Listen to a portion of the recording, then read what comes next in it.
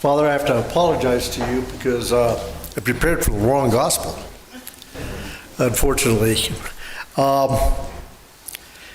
There's a little girl and her mother were sitting at a breakfast table, and they were eating breakfast. And the little girl happened to look up at her mother, and she noticed some white hair sticking out of her hair. And she said, "Mom, why do you have white hairs?"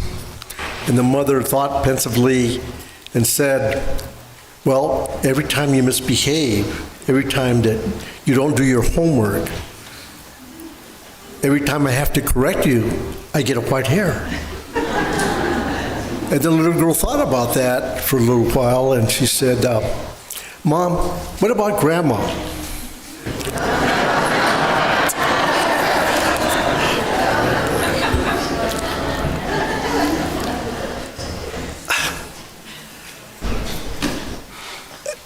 As I stated, I kind of prepared for the wrong gospel.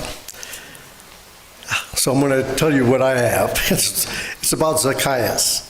So here we see that Jesus is visiting the city of Jericho, and also known as the city of palms, also known in history where the Jericho, the walls came down tumbling in the Battle of Jericho. But most importantly, this is where Jesus performed many miracles, and Zacchaeus meets Jesus. He's a tax collector, and in those times, tax collectors looked down upon them by the citizens because they were considered to be the villains of and scourge of the city because they robbed from the poor and gave to the rich. But that didn't stop Zacchaeus. He knew how the people felt, and yet he wasn't willing to give others the remote control and dictate who he was, how to act, or what he felt in his heart. So often, many of us give other people the remote control to control our feelings. He hears that this Jesus fellow is coming, and he get this, this wasn't on any media platform or any social platform like TikTok, Twitch, or Discord. Unlike today, everybody has their own broadcast journalism degree. Twitter, everybody has a license to express their own opinion. And we allow this technology to control our lives. And we react to how many people respond to our online accounts by seeing how many responses we get. We have become a society that are willing to give the remote control away to others so they can dictate who we are. We're only interested in how many likes we get from our messages that we post. We are confused. When we are confused, we hesitate in following God to work, and we manifest our lives in what other people dictate to us.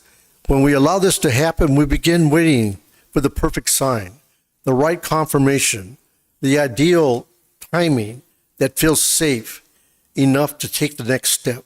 But deep down, you already know that the longer you wait, the quieter your confidence becomes, and the louder your doubts, your courage in dealing with our relationships, our bills, our life.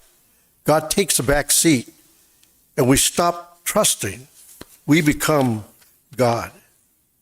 Recently, I ran into a young lady at the grocery store, and she was a student at the local high school I worked in. And she said, "Deacon, I need some advice. Can we talk?" And I asked her, I said, "Sure, we can talk. What about?" "About my relationship with my parents, husband, and kids. I'm just having a lot of communication issues with everybody." We talked, and she was very negative in deflecting her answers to suggestions that I gave her.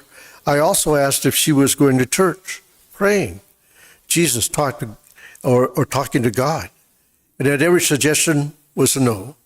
My response was, maybe you should start going to church and as well as seeking other sources of assistance.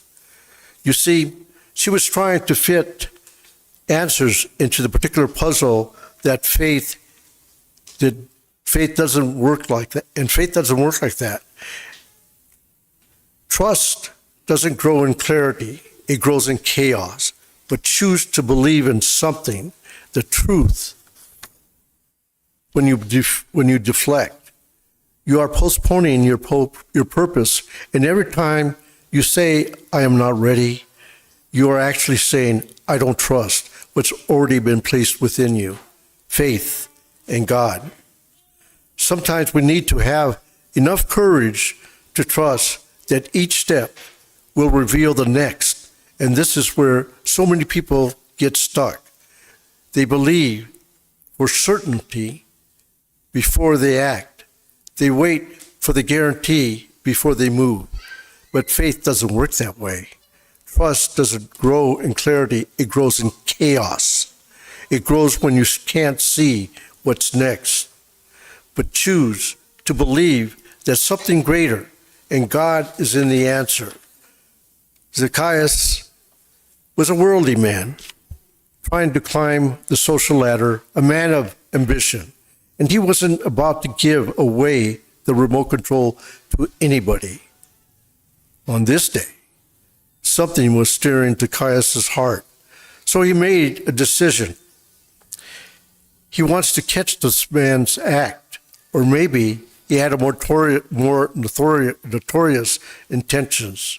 I just want to see where this Jesus is kicking it so I could collect some taxes. He must have a deep pocket with all these people coming to see him. So this little guy, because he's too short, is running around making a spectacle of himself, trying to jump up and down and oversee the crowds, try to catch a glimpse of this Jesus. Little did he know, this Jesus was molding his heart and mind.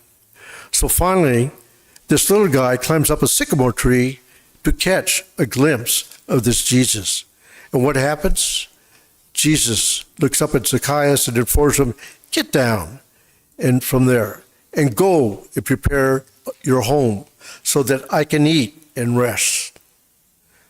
Zacchaeus' intentions were a worldly cause. His heart was cold and calculated. Little did he know, on this day, his heart would be molded by serving his fellow man, and this was Jesus. In a few moments, Father is going to convert the bread and wine into the body and blood of Christ. We are here to receive this Jesus, to practice our faith. But the question becomes, are we ready to go out there to serve our church and love our fellow man, familia? Naturally, the good people of Jericho become jealous and agitated. He goes to the house of the sinner. We are all sinners, but in a piece of bread, Jesus comes into our house, our hearts. Are you ready?